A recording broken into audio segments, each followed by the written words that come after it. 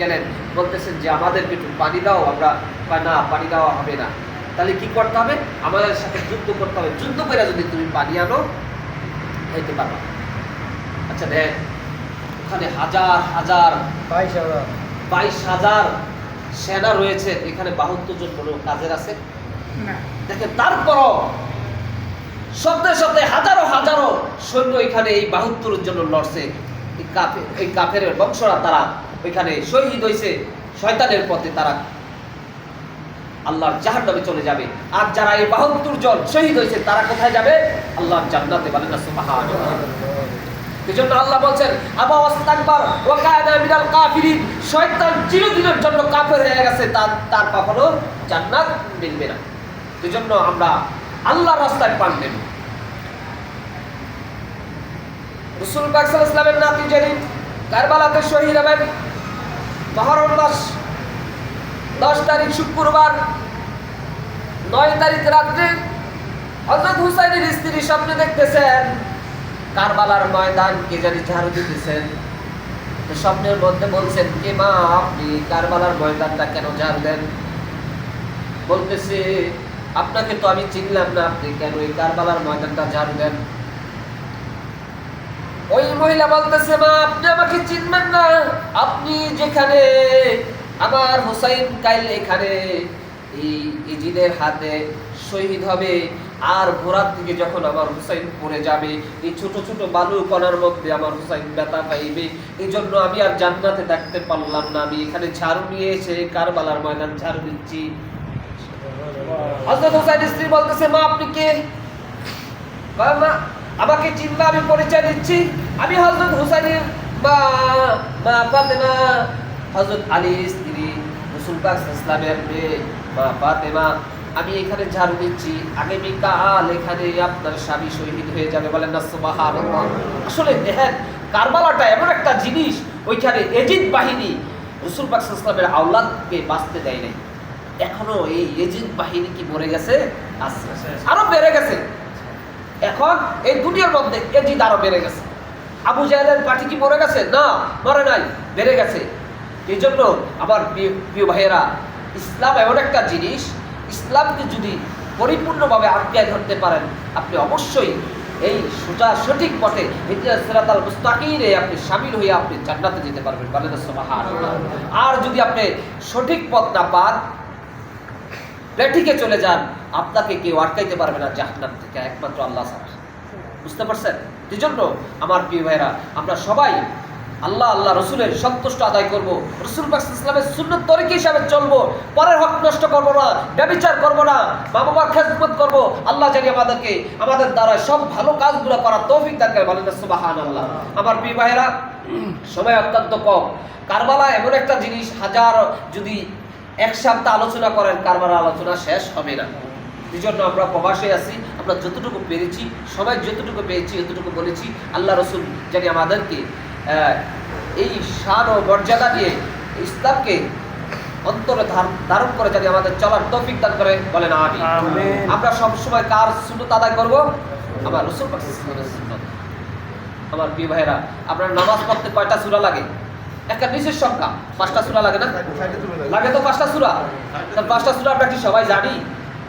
আমাদের তো দাড়ি পেকে গেছে, চুল পেকে গেছে, 40-50 বছর বয়স হয়েছে, কিন্তু এই পর্যন্ত আমরা নামাজটা সহি মতো করতে পারি না।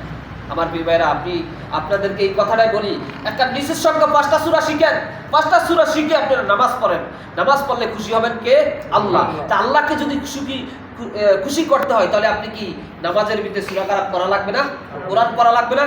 তাহলে কোরআন পড়তে হইলে আপনি কোরআন শিখতে হবে।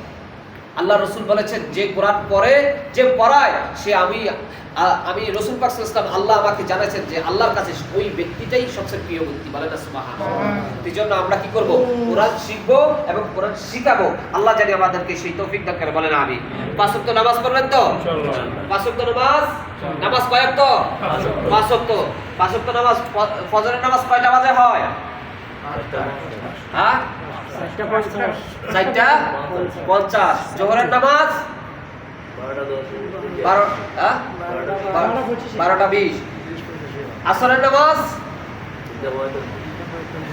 যারা 5 ওয়াক্ত পড়েন তারা বলতে পারবেন, এই জন্য আমি বলছি আপনারা আবার লজ্জা পেয়েন না, কারণ যারা 5 ওয়াক্ত নামাজ পড়েন তারা সঠিক টাইমটা জানবেন যে 5 ওয়াক্ত নামাজের সঠিক একটা টাইম আছে। এই জন্য আমরা 5 ওয়াক্ত নামাজ পড়বো। নামাজ পড়বো কার জন্য? আল্লাহ আল্লাহ রসুলের সন্তুষ্ট আদায়ের জন্য। নামাজ পড়লে আমাদের লাভ, আল্লাহর লাভও নাই, লসও নাই। এই জন্য আমরা নামাজ পড়ে আল্লাহর হুকুম পালন করবো। আল্লাহ কবে যে আমার বান্দা আমার হুকুম পালন করেছে, আমার কথা শুনেছে, আমার বন্ধুর কথা শুনেছে, আমি আল্লাহ তাদেরকে জান্নাত দিয়ে দেবো। বলেন সুবহানাল্লাহ। হাসতে হাসতে আমরা জান্নাতে যাব। একটা কথা বলা হাদিসে আসছে, যিনি 5 ওয়াক্ত নামাজ পড়বে আল্লাহ রাব্বুল আলামিন তাদেরকে বিনা হিসাবে জান্নাত দেবে। বলেন সুবহানাল্লাহ। যদি নামাজ পড়ার মতো পড়তে পারে। আর যদি নামাজের ভিতরে অনেক সমস্যা হয়, আমরা যদি না বুঝে সমস্যা হয়, আল্লাহ মাফ করতে পারেন। বুঝে শুনে সমস্যা হলে মাফ করবেন? করবেন না। তাহলে এই জন্য নামাজ শিখতে হবে, সূরা কিরাতগুলো শিখতে হবে। আল্লাহ জানে আমাদেরকে বুঝার তৌফিক দান করে। বলেন আমিন। আগামী সপ্তাহে পানি দিবেন কে? ربنا ظلمنا أنفسنا وإن لم تغفر لنا وترحمنا لنكونن من الخاسرين. ربنا آتنا في الدنيا حسنة وفي الآخرة حسنة وقنا عذاب النار. ربنا لا تزغ قلوبنا بعد إذ هديتنا وهب لنا من لدنك رحمة إنك أنت الوهاب. يا مولا الكريم তোমার ফরজ হুকুম এশারের জামাত শেষে মওলা তোমার ঘর মসজিদে মওলা সারাদিন পরিশ্রম করার পর মওলা তোমার দিনের কাজের সাথে একজন ভাই আল্লাহ শহীদ হায় আল্লাহ কোরআন এবং হাদিস থেকে আলোচনা হইল। আল্লাহ ইমাম হুসাইন সম্পর্কে আল্লাহ কারবালা নিয়ে যে আলোচনা হইল। আল্লাহ সমস্ত মুসলমানদের কয়বার রক্ত খুলুন। আল্লাহ সমস্ত মুসলমানদের কলবে রক্ত খুলুন। আল্লাহ এই কারবালার কাহিনী যখন আমাদের মনে পড়ে গো মাওলা, যদিও চোখে দেখিনি, ঈমান থাকার কারণে চোখের পানি ধরে রাখতে পারি না। হায় আল্লাহ সমস্ত মুসলমানদেরকে কারবালার উসিলায় তুমি মাফ করো। আল্লাহুম্মা আমিন। হায় আল্লাহ তামাম দুনিয়াতে মুসলমানরা নির্যাতিত নিপীড়িত। হায় আল্লাহ জালিম শাসকদের অত্যাচারে হায় আল্লাহ সমস্ত মুসলমান আজ জর্জরিত। আল্লাহ ভারতের জমিনে অসংখ্য তোমার ঘর ভেঙে দেওয়া হচ্ছে। আল্লাহ তোমার দ্বীনি প্রতিষ্ঠানগুলিকে ঘুরিয়ে দেওয়া হচ্ছে। আল্লাহ মুসলমানদের সন্তানদেরকে আল্লাহ ফিলিস্তিনে কিভাবে আল্লাহ বর্বরচিত হামলা করে মেরে ফেলা হচ্ছে। আল্লাহুম্মা আমিন। আল্লাহ তুমি ফিলিস্তিনের সকল মুসলমানদেরকে তুমি শহীদ হিসেবে কবুল করে নাও। আল্লাহ আমরা মুসলমান হিসেবে আল্লাহ আমরা আজকে অসহায় তাদের পাশে দাঁড়াইতে পারতেছি না। আল্লাহ তবুও যারা মনের কাজের লাগিয়ে তাদের প্রতি হাত বাড়াইয়া তোমার কাছে মাপ চাই। আল্লাহ তোমার কাছে তাদের প্রতি রহমত চাই। আল্লাহ তুমি যার হাতখানা পছন্দ করো ওই হাতের দুয়ার উসিলায় আল্লাহ ফিলিস্তিনে তুমি রহমত বর্ষণ করো। আল্লাহ নেতানিয়াহু বাহিনীদেরকে তুমি গজব দিয়ে ধ্বংস করে দাও। আল্লাহ পরিশেষে আল্লাহ রব্বির হামহুমা কামা রাব্বায়ানি সগীরা। আল্লাহ তুমি তো বলছো সন্তান যদি তার মাতা পিতার জন্য হাত বাড়াইয়া দোয়া করে, আল্লাহ তুমি সন্তানের হাত ফিরাইয়া দিতে পারো না। আল্লাহ আমরা যাদের বাবা মা অন্ধকারময় কবরে শুয়ে আছে তাদের পক্ষ থেকে তোমার কাছে দোয়া করলাম।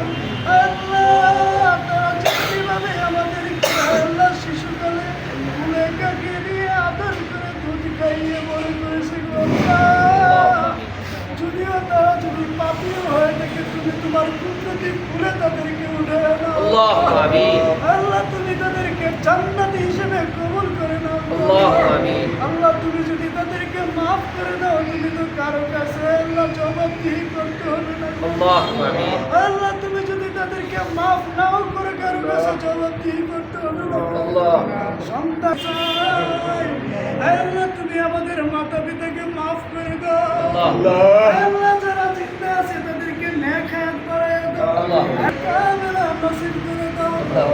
আল্লাহ মৃত্যুর সময় আমাদের সকলের জবানে জারি করে দিও তোমার হাবিবের শিখানো কালিমা লা ইলাহা ইল্লাল্লাহ মুহাম্মাদুর রাসূলুল্লাহ। আসসালামু আলাইকুম। ভাই খবর কি আছে?